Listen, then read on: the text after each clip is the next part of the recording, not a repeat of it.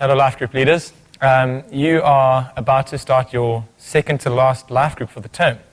And so we want to set you up to have it be really, really fantastic. And you'll know from church that we're dealing with the very small topic of marriage and conflict within marriage. So you're going to have a good night, I'm almost certain of it. Before I get into the specifics of this week's stuff, just a hint, particularly because we're dealing with quite sensitive stuff this week, I always find it very easy in facilitation to get conversations started by using a story of my own. So I really suggest that as you are preparing this week and looking through the content and looking in the resource pack and praying like crazy that God holds your group together as you start to deal with potentially really painful stuff, have in your mind that you want to have a little set of arrows in your quiver, a bunch of stories in your pocket ready to whip out and use. And they're no use leaving in your pocket all night. In fact, what I have sometimes made the mistake of doing is go, all right, guys, let's be super honest. Where are you at in your private life? And then sat back and waited for everyone else to have to be brave before then volunteering my story. Much better idea, start with your story. Break the ice, come off down from that life group leader pedestal.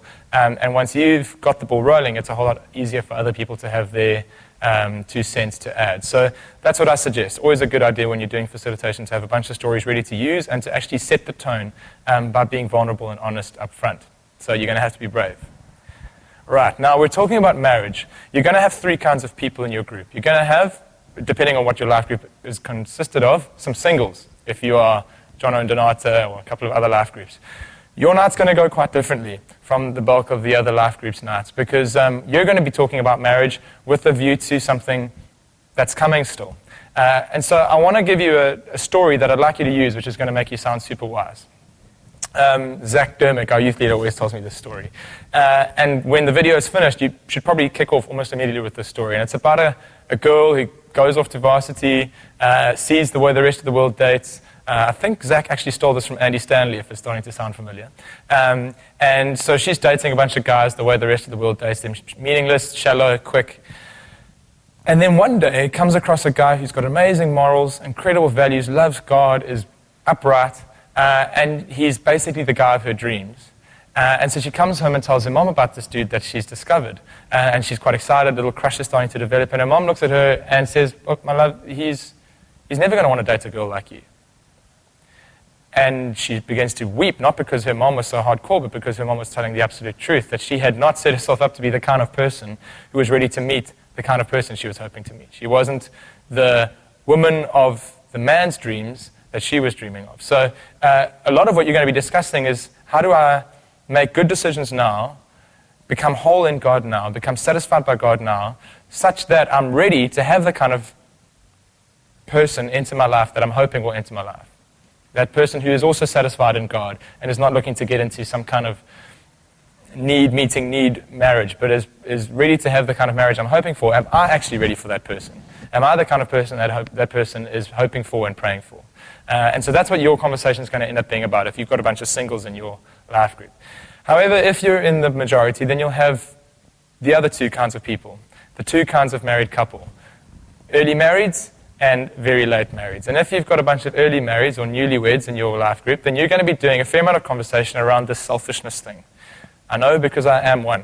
Newly marrieds are busy trying to negotiate this whole idea of, man, do I really have to lay down my life as Christ laid down his life for the church? And does that include cricket on a Sunday? And does that include getting to watch whatever movie I want to? And does that include not having to do dishes at the same rate at which my wife would like them to be done at? And all that sort of stuff. There's going to be a whole lot of conversation about the selfishness that will set you up in the long term for that stalemate, Cold War nastiness down the road. So your conversation is going to be there in that space, and that will be fun, not quite so difficult. If you've got people who've been married longer, and they're not Terry and Shalene parodies who have absolutely drilled this thing, but are people who possibly are struggling, then you're going to find, I suspect, and now I'm not speaking from experience so much as from what I've seen and heard and learned from people like Terry and Shalene and my parents who've been doing marriage counseling for ages, what you find is not a heated, selfish conflict going on. What you'll actually find is a stalemate or a Cold War that's happened, where that painful thing has just been sitting in the corner for so long, it's easier to just ignore it. It's easier to just have called some kind of uneasy truce. It's easier to have made the compromises and laid down the lines about, well, I'll do this for you and I'll expect that from you, and beyond that we're not going to have high hopes for a huge amount of romance, a huge amount of affection, a huge amount of intimacy. And those people are going to have a tough night, and you're going to have to love them and really gently lead them through this, because what we're suggesting, what Scripture seems to tell us, is that confrontation is not something to be avoided, but to be gone into with love. And so you're asking those couples to take a chance again on God moving in their marriage and to actually reopen a bunch of old wounds and start to have a bunch of conversations that are far easier not to have, for the sake of being able to produce the beautiful marriages which we're called to live as a witness to the world. So you'll have the single, the newly married, or the long-term married, and you'll have that range of things going on inside your life group. And so you're going to have to be really on your toes this evening. I'm going to give a very brief intro video which gets the ball rolling, and after that it's up to you to walk through those questions and to follow whichever direction needs to happen for your groups. But bear in mind, those stories are going to be massively helpful for you. Good luck.